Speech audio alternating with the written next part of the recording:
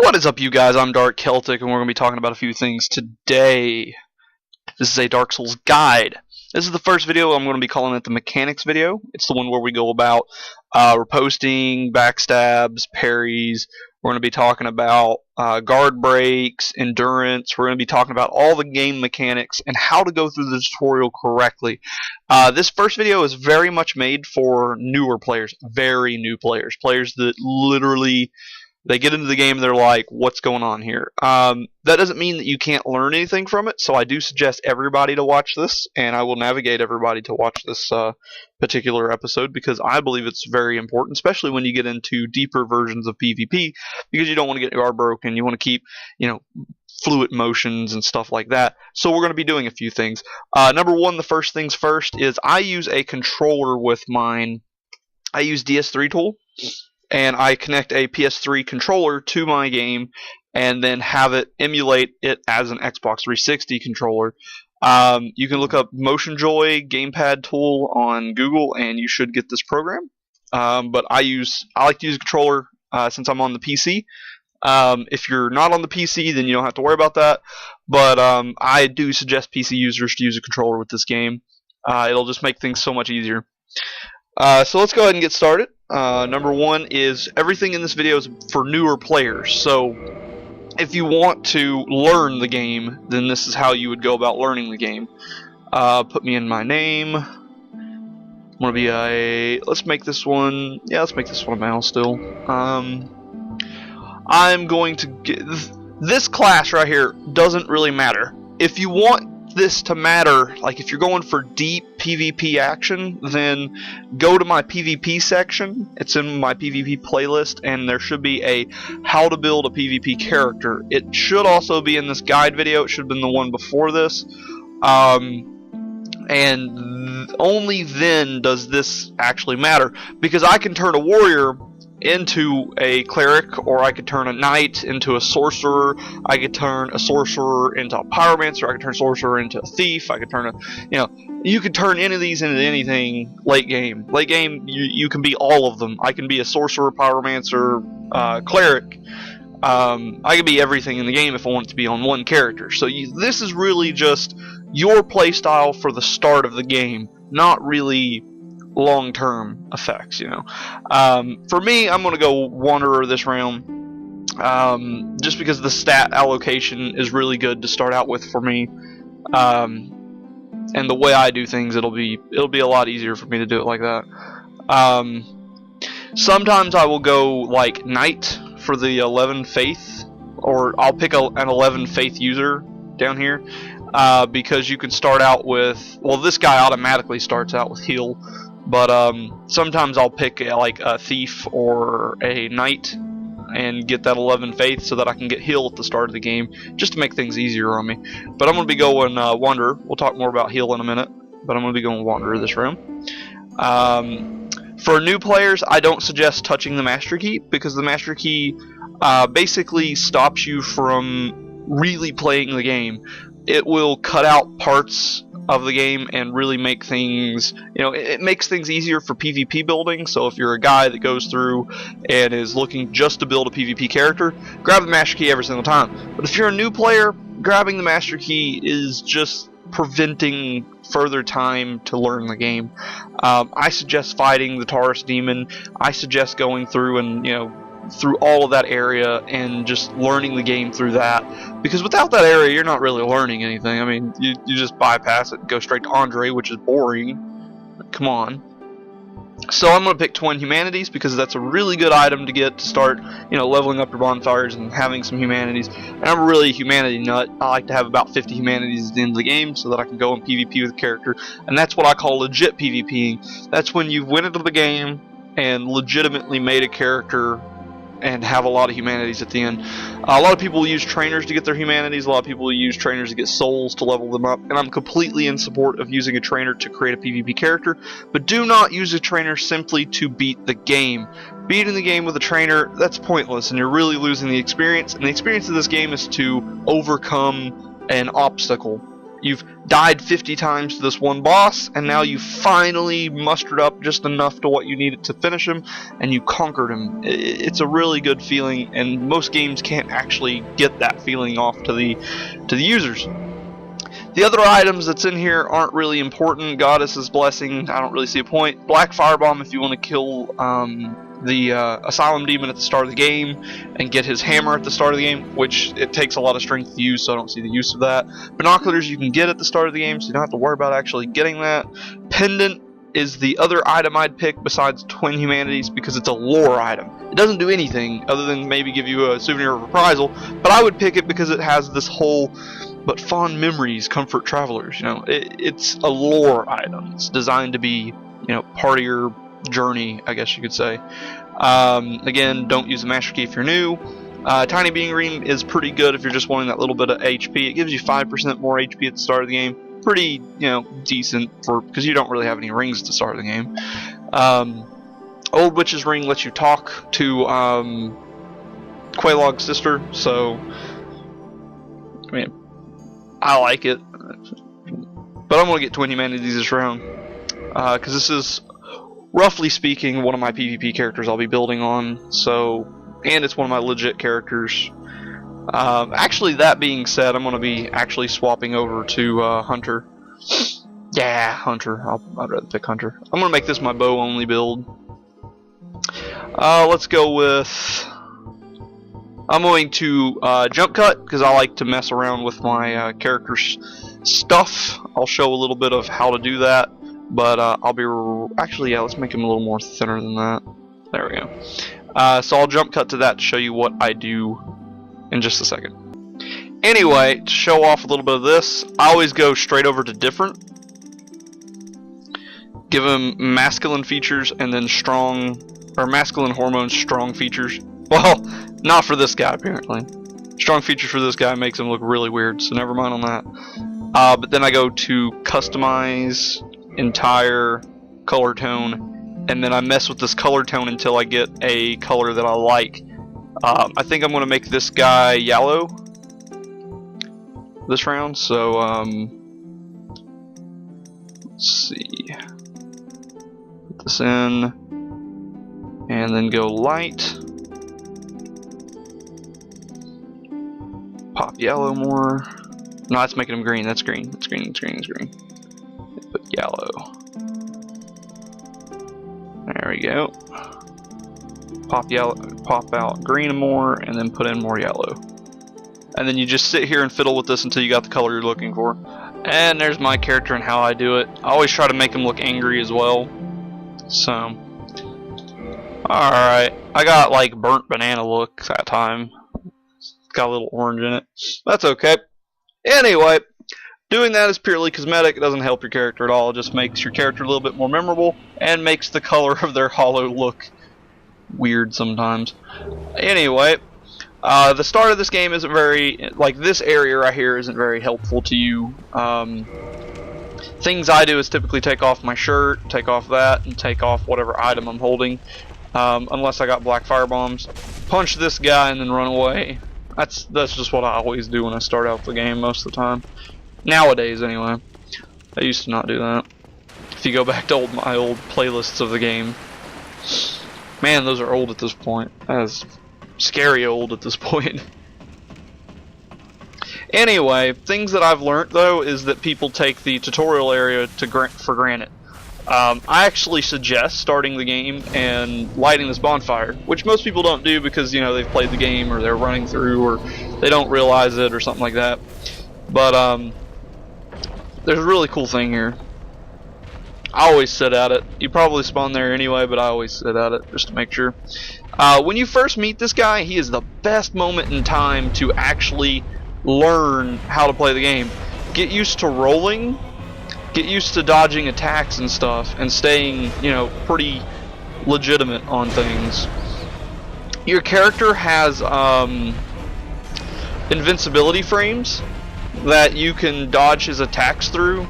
If you ever his hammer will go through you and you won't take damage if you roll at the right time, which I'm not rolling at the right time for those two. And I didn't even roll that time. And I will die here. I planned on it. Because I want to show a few things about the tutorial.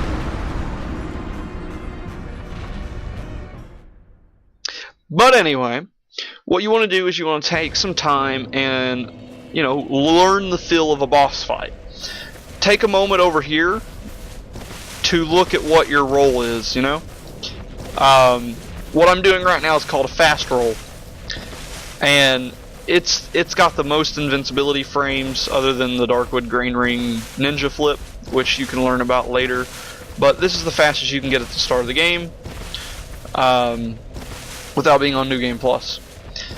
Get used to rolling. Get used to dodging back like this, just pressing the roll button without moving, just because this can save you a little bit faster than rolling backwards sometimes. It's hard to explain, but when you're in combat it makes more sense. But get used to rolling, get used to moving, get used to the controls, get used to the camera, and get used to dodging enemy attacks, especially big enemies, boss enemies, and stuff like that.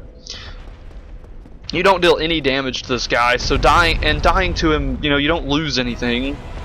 He's right here, he's really close by, so you don't have to like fight through enemies to get to him. And all you gotta do is just, get used to enemy attacks. Walk back whenever he goes up. Punch him whenever you see you have an opening. Roll whenever he attacks to see if you can dodge it. And getting used to stuff like that. Sure, I'm getting hit, but I mean, you can get... It's all about the point that I'm trying to make here. I could redo this video 50,000 times until I can get every roll down pat, but I'm not going to do that. But new players should at least get used to where the rolls are, where you will get, stuck in your enemy if you roll in that direction. How to move around and get used to, not being hit by his attacks. And like I said, you have invincibility frames while rolling. I haven't really proved that right now, but you can take my word on it.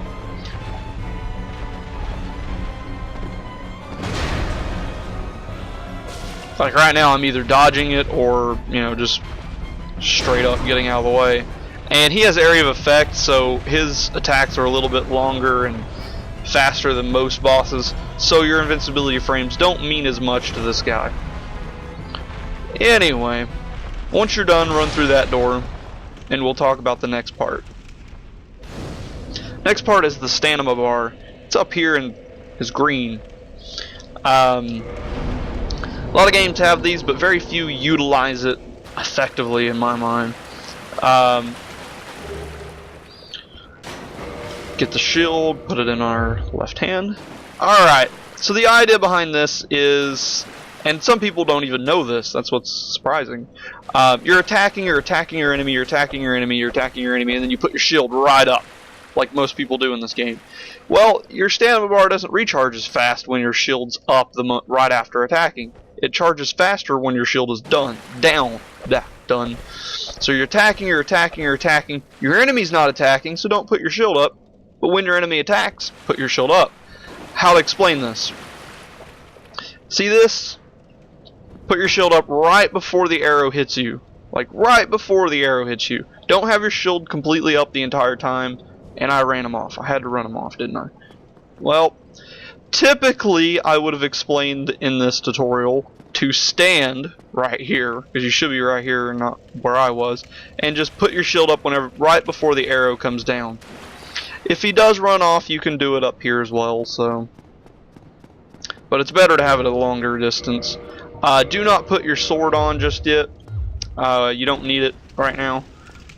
Just have a shield, no chest plate and stuff like that. Right before the arrow hits. Right before the arrow hits. And you can do that to get used to putting your shield up at the right time. Now this is easy mode. The closer you get's hard mode.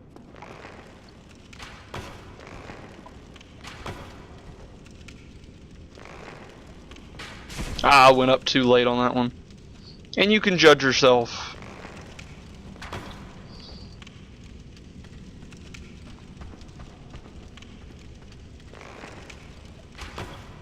Super hard mode is learning it from sound. So if you close your eyes and try to listen to it, I got hit. I got hit again. I'll try again.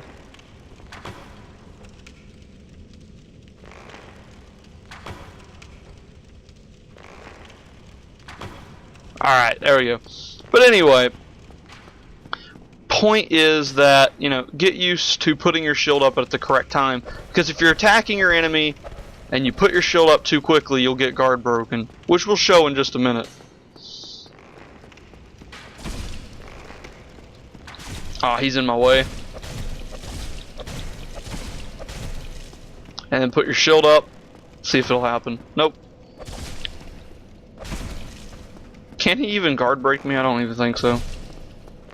Nah, it's just too much time in between.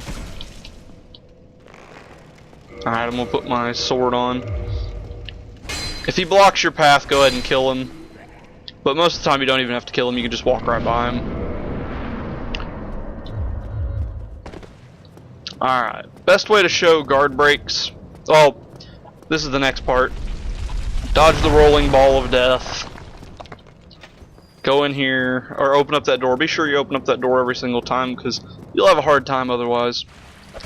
You don't have to kill this guy. You can talk to him. He gives a little bit of a lore dump and tells you a few things about the area and about the world. But you can kill him and take his items as well. I don't really suggest doing that, but you can do whatever you want to.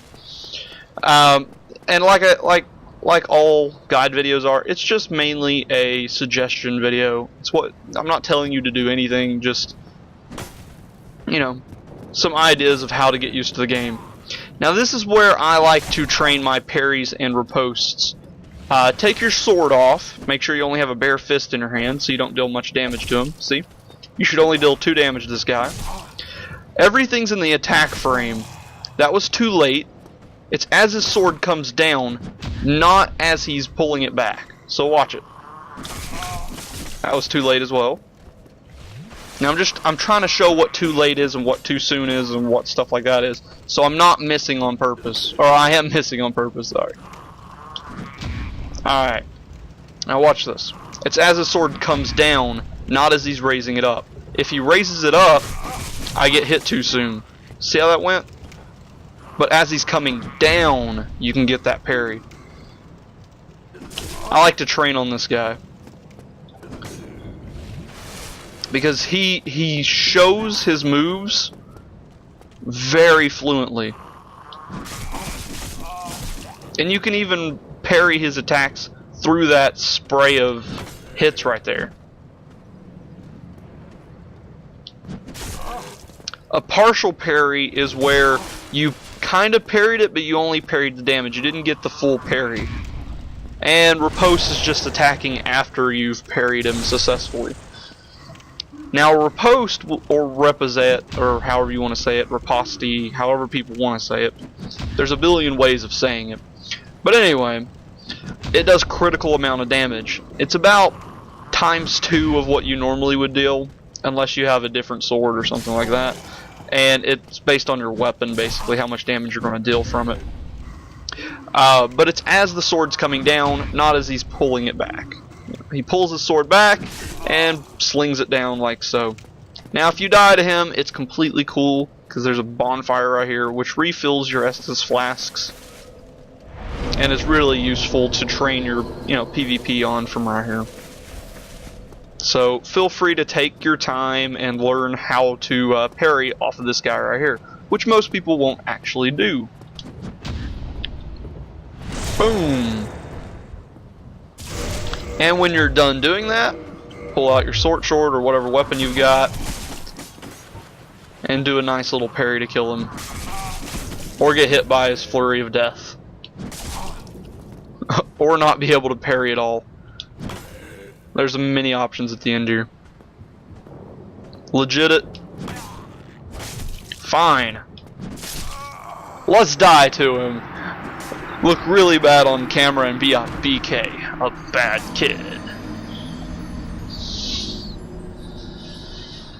How you doing, buddy? Have you heard about the grass crest shield? Really good shield for starting out. But if you don't grab the master key, you can't get it until a long time, which is good. Because you need to start out with bad stuff first, personally.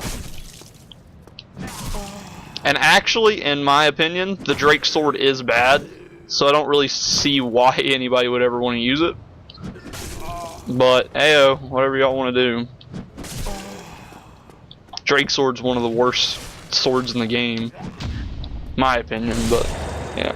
I guess starting out it's pretty good because, you know, you don't really know the game, you don't really know what you're talking about. You know, 200 damage looks like a great idea, but really it's just a stick. Alright, I got my short bow, so, and as I was saying, this is my bow only guy, so I'm going to stick to using just the arrows now,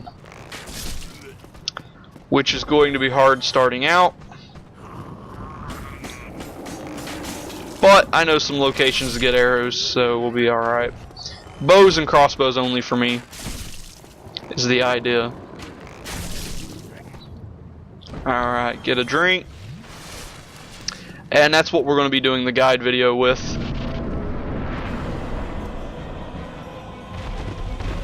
You could get a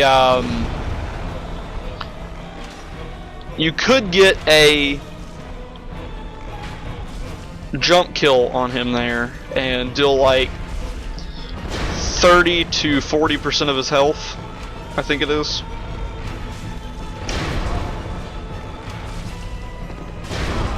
Ow. There you go, that's an invincibility frame.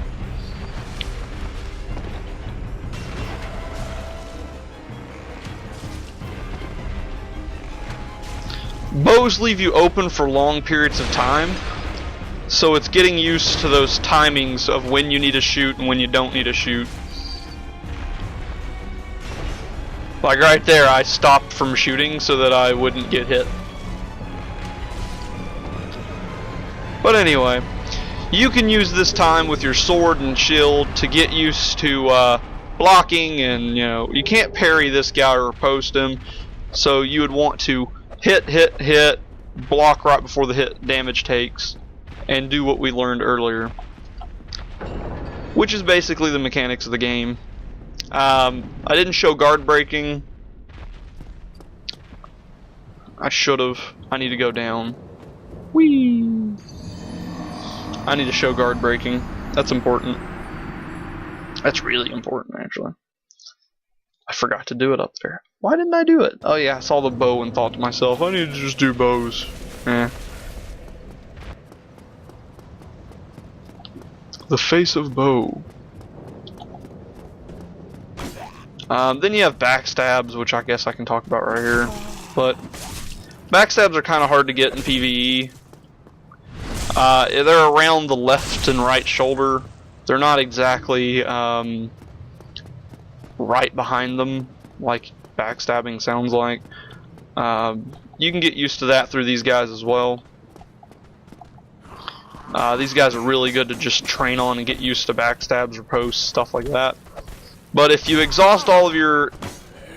Okay, so like if you have your shield completely up for a long time, eventually you're going to get it guard broken. And guard broken basically looks like that. And that's a perfect example of guard breaking. Your shield goes flying out and it gives enough time for someone else to basically get a hit on you. What you want to do is hit, put your shield up right before something hits you. Hit, put your shield up right before something hits you. Hit, put your shield up. Hit, put your shield up. Because if you, like I said, if you hit, and then put your shield up, you're going to get guard broken. Which is not cool, naturally. So we're going to go down here with them, apparently.